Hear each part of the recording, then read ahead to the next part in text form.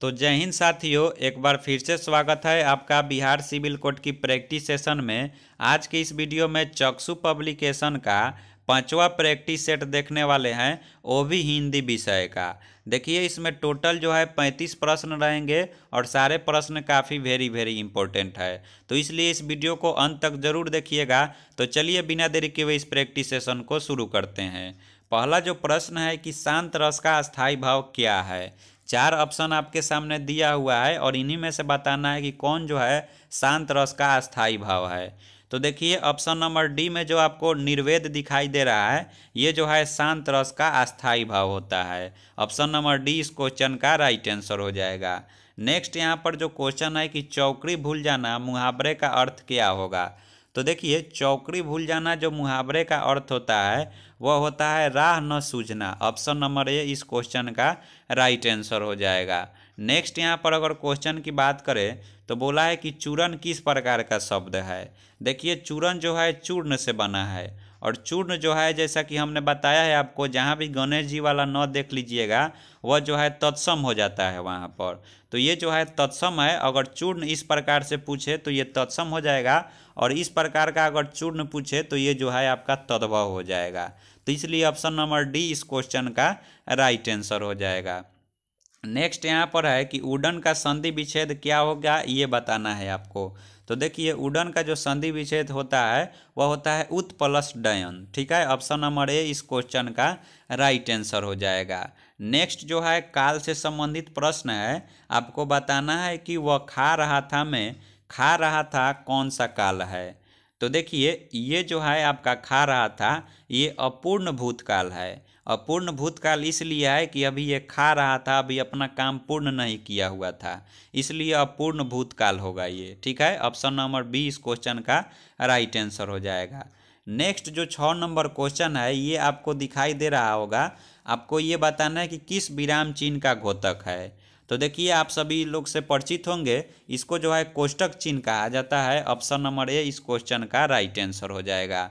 Next यहाँ पर मुहावरा से है और बोला है कि शैतान की आंत इस मुहावरे का उपयुक्त अर्थ है, यानी कि शैतान की आंत मुहावरे का क्या अर्थ होता है ये बताना है।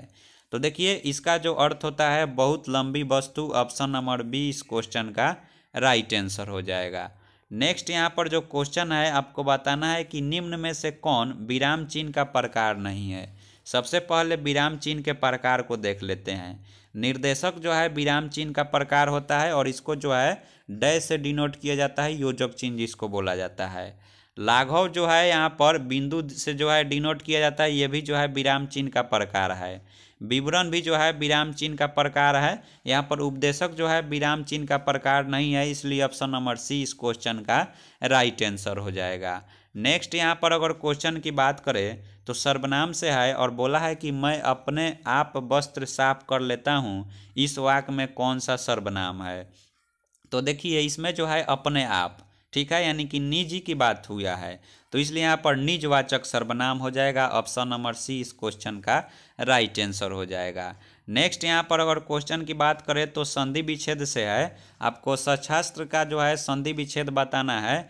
तो देखिए, इसमें जो है सत प्लस शास्त्र हो जाता है। ठीक है, ऑप्शन नंबर बी इस क्वेश्चन का राइट आंसर हो जाएगा। नेक्स्ट क्वेश्चन की तरफ बढ़ते हैं।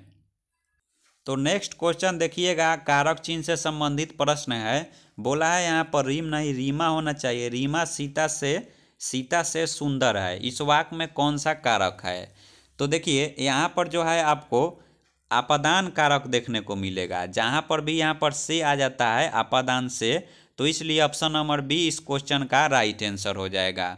नेक्स्ट यहाँ पर अगर क्वेश्चन की बात करें, बोला है कि युद्ध में स्थिर रहने वाला किस समास का विग्रह पद है।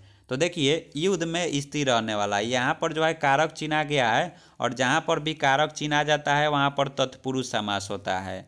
लेकिन आपको इसमें से बताना है कि कौन सा तत्पुरुष समास। तो इसमें जो है आपका अलूक तत्पुरुष समास है। ऑप्शन नंबर बी इस क्वेश्चन का राइट आंसर हो जाएगा। नेक्स्ट यहाँ पर अगर क्वेश्चन की बात करें कॉमन एरर से है, आपको ये बताना है कि कहाँ पर जो है गलती है। तो देखिए, यहाँ पर देखिएगा ऑप्शन नंबर ए में अनेक अध्यापकों, ठीक है, और बी में देखिएगा शिक्षावादियों तथा भाषा शिक्षा यहाँ पर शास्त्रियों, का सहयोग मिला है। तो देखिए यहाँ पर अनेक अध्यापकों नहीं, अनेक अध्यापक होना चाहिए। ठीक है, ऑप्शन नंबर ए में गड़बड़ है, इसलिए ऑप्शन नंबर ए इस क्वेश्चन का राइट आंसर हो जाएगा। नेक्स्ट यहाँ पर अगर क्वेश्चन की बात करें तो पत्थर का पर्यायवाची नहीं है, ये आपको बताना है। तो देखिए पत्थर का पर्यायवाची की अगर बात करें तो यहाँ पर पाहन भी जो है पत्थर का पर्यायवाची होता है, उपल भी होता है और पासन भी होता है। ठीक है, ये तीनों जो है पत्थर का पर्यायवाची है। लेकिन उड़ंग जो है, उड़ंग ये जो है सांप का पर्यायवाची होता है, इसलिए ऑप्शन नंबर यहाँ पर डी इस क्वेश्चन का राइट आंसर हो जाएगा। नहीं पूछा है तो इसलिए ऑप्शन नंबर डी इस क्वेश्चन का राइट आंसर। नेक्स्ट है यहाँ पर तिरंगा में कौन सा समास है। तिरंगा मतलब 3 रंगों का, तो यहाँ पर जो है पहला यहाँ पर संख्यावाचक आ गया, तो इसलिए यहाँ पर द्विगु समास हो जाएगा। नेक्स्ट यहाँ पर जो क्वेश्चन है रस से है और यहाँ पर बोला है कि किस भाव की परिपक्व अवस्था को रस कहा जाता है। 4 ऑप्शन आपके सामने दिया हुआ है। तो देखिए इसमें जो है आपको ऑप्शन नंबर डी में जो अस्थाई भाव देखने को मिल रहा है, अस्थाई भाव की परिपक्व अवस्था को रस कहा जाता है। ऑप्शन नंबर डी इस क्वेश्चन का राइट आंसर हो जाएगा। नेक्स्ट यहाँ पर जो क्वेश्चन है कि मैंने राधा के लिए कपड़े खरीदे, इस वाक्य में कौन सा कारक है, कारक के प्रकार बताना है आपको। देखिए 4 ऑप्शन आपके सामने दिया हुआ है, तो इसमें जो है संप्रदान हो जाएगा। ठीक है, संप्रदान के लिए होता है, इसलिए ऑप्शन नंबर सी इस क्वेश्चन का राइट आंसर हो जाएगा। नेक्स्ट यहाँ पर क्वेश्चन है संज्ञा से है और भाववाचक आपको बताना है कि किस ऑप्शन में जो है भाववाचक संज्ञा शब्द है। सबसे पहले देख लीजिए मिठास तो भाववाचक है और समूह जो है यहाँ पर समूहवाचक हो जाएगा, इसलिए ऑप्शन नंबर ए नहीं होगा। ऑप्शन बी को चेक कर लेते हैं, तो गंगा ये जो है व्यक्तिवाचक हो जाएगा, पुस्तक भी नहीं होगा, इसलिए अभी जो है गलत हो गया। यहाँ पर देखिएगा रसीला भाववाचक है, करवाहट भी भाववाचक है, बुढ़ापा भी भाववाचक है और उन्नति भी भाववाचक है, तो इसलिए ऑप्शन नंबर सी इस क्वेश्चन का राइट आंसर हो जाएगा। नेक्स्ट यहाँ पर अगर क्वेश्चन की बात करें छायादार शब्द किसका उदाहरण है, तो देखिए छायादार में जो है 2 शब्द आया है, छाया और दार। ठीक है, तो जहाँ पर भी 2 शब्द आ जाए वहाँ पर जो है संकर हो जाता है। ठीक है फ्रेंड, संकर, जैसे रेलगाड़ी, तो रेल और गाड़ी 2 शब्द आ गया, ये भी जो है संकर शब्द है। ठीक है, ऑप्शन नंबर डी इस क्वेश्चन का राइट आंसर हो जाएगा। नेक्स्ट है अशुद्ध वाक्य का चयन कीजिए। देखिए इसमें जो है आपको अशुद्ध बताना है, कहाँ जो है अशुद्ध वाक्य है।